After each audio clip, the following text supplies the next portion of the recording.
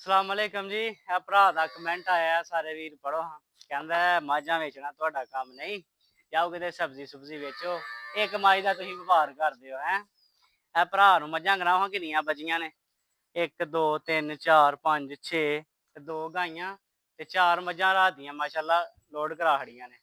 ਤੇ ਜਿਹੜਾ ਭਰਾ ਜਿਹਨੇ ਕਮੈਂਟ ਕੀਤਾ ਨਾ, ਇਹਦੇ ਨਾਲ ਦੇ ਬੰਦੇ ਬਾਰ ਦੇ ਵਿੱਚ 5000 ਰੁਪਇਆ ਦਲਾਲੀ ਦੇ ਰੱਖੇ ਨੇ, ਜਿਹੜੇ ਹਰ ਮੱਝ ਪਿੱਛੇ 5000 ਸਾਡੇ ਕੋਲ ਦਲਾਲੀ ਲੈਂਦੇ ਨੇ ਤੇ ਹਫਤੇ ਦੇ ਹਫਤੇ ਮਾਲ ਦੀ ਗੱਡੀ ਲੈ ਕੇ ਭੇਜਦੇ ਨੇ ਭਾਈ ਜਾਨ। 1965 ਤੋਂ ਲੈ ਕੇ ਨਾ ਤੇ ਸਾਡੇ ਬਜ਼ੁਰਗਾਂ ਨੇ ਕੰਮ ਸ਼ੁਰੂ ਕੀਤਾ ਸੀ, ਦਾਦੇ ਨੇ। ਉਸ ਤੋਂ ਬਾਅਦ ਸਾਡਾ ਤਾਇਆ, ਉਸ ਤੋਂ ਬਾਅਦ ਸਾਡੇ ਅੱਬੂ ਹਰੀ, ਤੇ ਇਸ ਟਾਈਮ ਚੌਥੀ ਜਨਰੇਸ਼ਨ ਅਸੀਂ ਆ ਗਏ ਹਾਂ ਭਾਈ ਜਾਨ। ਤੁਸਾਂ ਜ਼ਿਲ੍ਹਾ ਸਿਆਲਕੋਟ ਤੇ ਤਹਿਸੀਲ ਪਸੂਰ ਚ ਜਦੋਂ ਆਣਾ ਹੈ ਨਾ, ਤੇ ਕਿਸੇ ਬੰਦੇ ਕੋਲ ਆ ਕੇ ਪੁੱਛ ਲੈਣਾ ਕਿ ਹਾਜੀ ਜ਼ੁਲਫਕਾਰ ਦੇ ਡੇਰੇ ਤੇ ਜਾਣਾ।